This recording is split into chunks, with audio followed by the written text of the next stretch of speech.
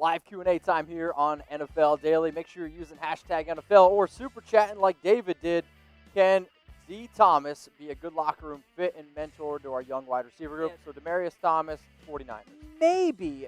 It's an interesting idea. I know that they brought in Travis Benjamin. No guarantee he makes the roster in terms of veterans. Good speed, though. Thomas used to be, like 5 years ago, would have been a great fit for what this Niners team is trying to do. Absolutely. They're adding guys in the receiving game who are able to make plays after the catch. Thomas would have fit that perfectly 5 years ago. Now, I'm not so sure. So kind of saw it last I year. think it could work, but I also wonder how much Thomas would actually get on the field.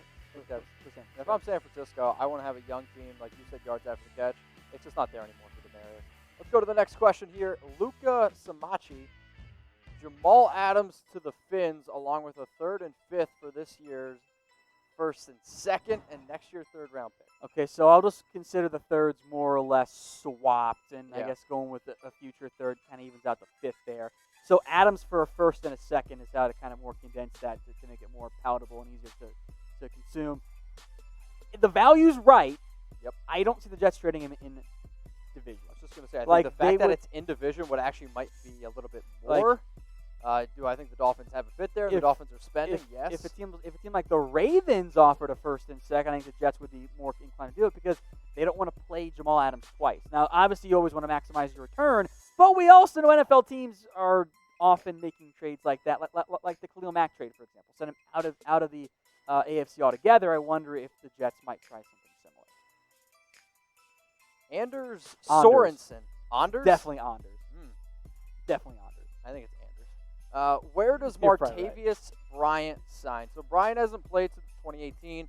When he did play last with the, Oakland Raiders, he saw 27 targets, 19 catches, 266 yards. But now with the new CBA rules, he's trying to get reinstated. You can't get in trouble, now for smoking weed. So I think now he wants to get back in. The talent's kind of there.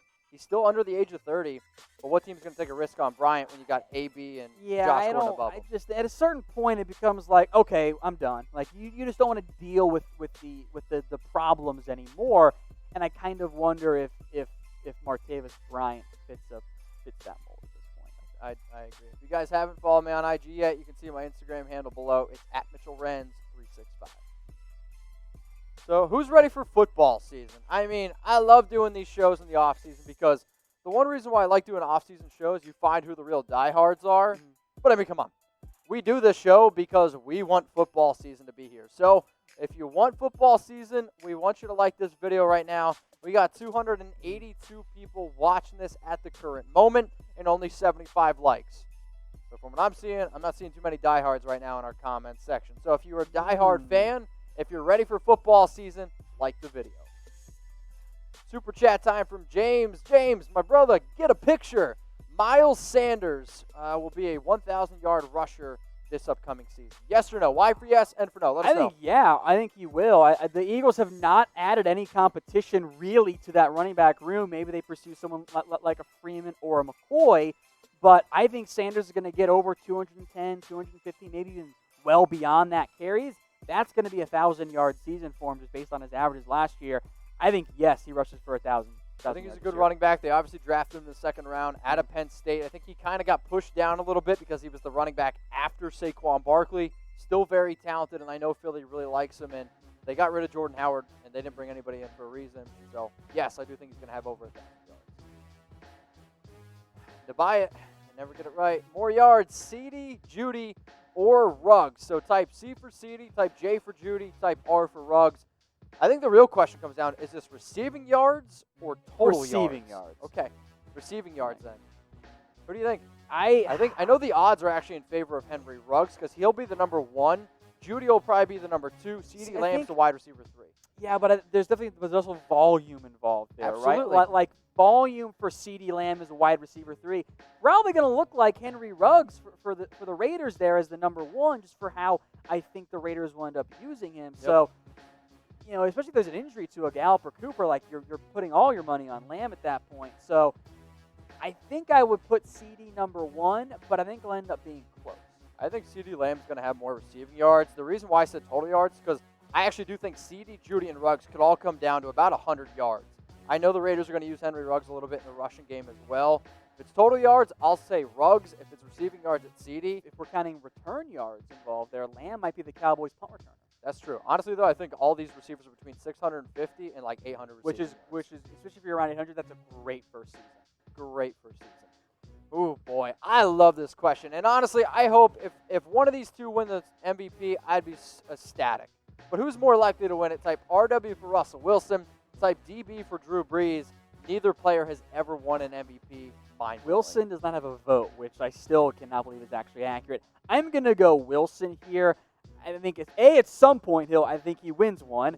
Brees has got, I think, 2 years left, and at this point I think it's a little bit too late for him. If Seattle would just open up the offense and let Wilson put up the numbers he does in the fourth quarter for the entire game, I think he would end up taking home that title. And they'd win more, too. So here's some updated 2020 NFL MVP odds. Russell Wilson at plus 600. Drew Brees at plus 1,600. Both in the top 5 there. I think obviously are both, very favorable to win it. I'm going to vote Russell Wilson, though, and I actually do think he's the guy that wins it this season because there's been reports that the Seahawks are going to open it up a little bit more. Please. Seriously. Well, they also let him sling it. Also, the running backs scare me a little bit, but another year with DK Metcalf, Tyler Lockett's great, and they've been linked to some wide receivers like Josh Gordon or Antonio Brown, so that would be really interesting. So if you guys haven't yet, hit that sub button, type RW or DB for Drew Brees. Jacob, one of our best watchers, who are some potential non-quarterback MVP candidates? Air 404, file not found. At first, I was like, huh? The last time a player who wasn't a quarterback won MVP, I believe, was Adrian Peterson. 2012. 2012. It's going to be a quarterback. Like, maybe it's Derrick Henry. Maybe it's Christian McCaffrey. It's got to be Christian McCaffrey. Maybe it's Saquon if because he's going to get force-fed. Like, I think it's going to be a quarterback, though. Yeah. It's certainly not going to be a receiver. Probably not going to be a defensive guy. Like, you could have someone like Aaron Donald or Von Miller put up those sacks in a season. Michael Thomas broke the reception record, 149 yards, had over 1,700. Wasn't really even in the conversation. Nope. Yes, Lamar Jackson had a great year, too, obviously. Then Christian McCaffrey broke the reception record by a running back, 116. Had over 1,000 rushing, had over 1,000 receiving. Like, if Christian McCaffrey puts up the exact same numbers that he did last year, and he's really not even in the conversation, it's a quarterback-driven award. So I don't think any other player besides the quarterback is going to win it. Shanav, why is no one talking about Phillip Lindsay? If you want to get your questions on the show, use hashtag NFL, or you can super chat. I do see a lot coming up.